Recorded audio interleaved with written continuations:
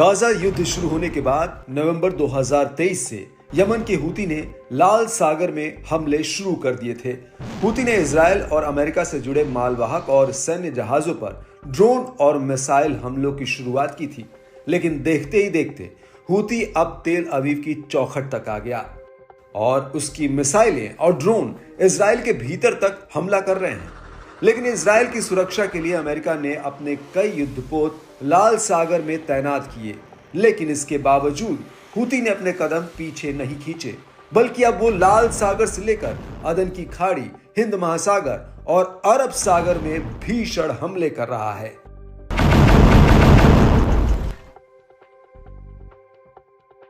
अब इसी कड़ी में हूती ने बीते 8 घंटों में मिडिल ईस्ट में 2 बड़े हमले किए हैं। हूती ने पहला हमला अरब सागर में अमेरिका के aircraft carrier USS Abraham Lincoln पर किया। हूती ने इस युद्ध पर एक साथ क्रूज मिसाइलें और ड्रोन फायर किए। हूती के मुताबिक उसका यह हमला एकदम सटीक रहा।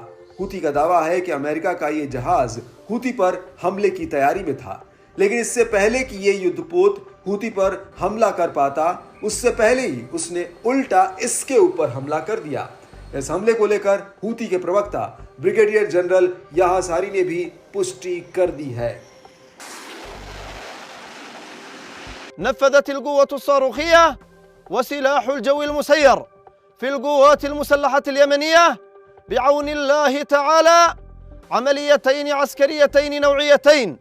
الأولى استهدفت من خلالها حاملة الطائرات الأمريكية إبراهام المتواجدة في البحر العربي، وذلك بعدد من الصواريخ المجنحة والطائرات المسيرة، وذلك أثناء تحضير العدو الأمريكي لتنفيذ عمليات معادية تستهدف بلدنا، وحققت العملية أهدافها بنجاح بفضل الله، وتم إفشال عملية الهجوم الجوي للعدو الأمريكي الذي كان يحضر له على بلدنا.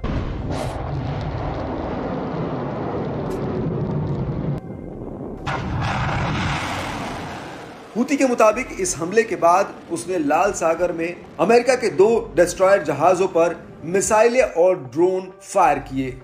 इस हमले को लेकर हूती का कहना है कि उसका यह हमला भी एकदम सटीक रहा है।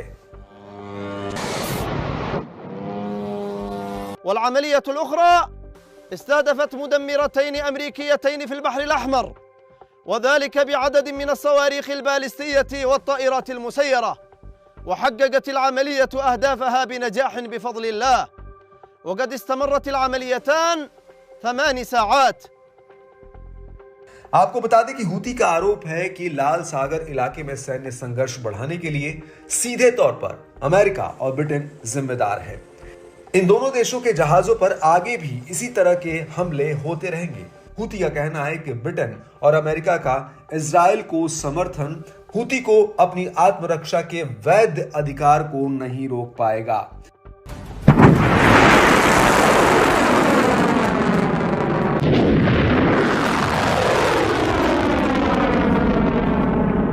आपको बता दें कि अपने इसी बयान में हूती ने एक बेहद ही अहम बात कही है, वो ये कि अमेरिका और ब्रिटेन की सेना हूती पर हमले की तैयारी में थी और इसको लेकर एक उच्च स्तरीय सूत्र ने लेबनानी न्यूज एजेंसी अल मयादीन को बताया कि अमेरिका और ब्रिटेन की सेना 12 नवंबर 2024 को हूती पर एक बड़े हमले की तैयारी में थी, लेकिन हूती ने उनकी इस तैयारी को विफल कर दिया। हूती के मुताबिक उसके हमलों की वजह से ब्रिटेन और अमेरिकी सेना को पीछे हटने पर मजबूर होना पड़ा। अल मयादीन के मुताबिक अमेरिका और ब्रिटेन की सेना यमन में हूती पर हमला करने के लिए बड़े पैमाने पर तैयारी कर रही थी। हूती का यह भी दावा है कि उसके हमले ने अमेरिका और ब्रिटेन की इस योजना पर पानी फेर दिया। लेकिन इस सब के बीच बड़ी बात यह कि हूती के इन हमलों से पहले अमेरिका और ब्रिटेन ने यमन के भीतर हूती पर कई हवाई हमले किए थे। यमन की मीडिया के मुताबिक अमेरिका और ब्रिटेन के लड़ाकू जहाजों ने अल तुहैता जिले के अल फजा इलाके में 3 हवाई हमले किए। ये तीनों ही हमले यमन के होदेदा प्रांत में, वहीं सादा और अमरान प्रांत पर अमेरिका ब्रिटेन ने कुल 9 हवाई हमले किए थे। इनमें से 7 हवाई हमले सिर्फ अमरान के बार्थ और सुफियान जंक्शन में हुए, जबकि 2 हवाई हमले सादा प्रांत के अल रहबा इलाके में हुए।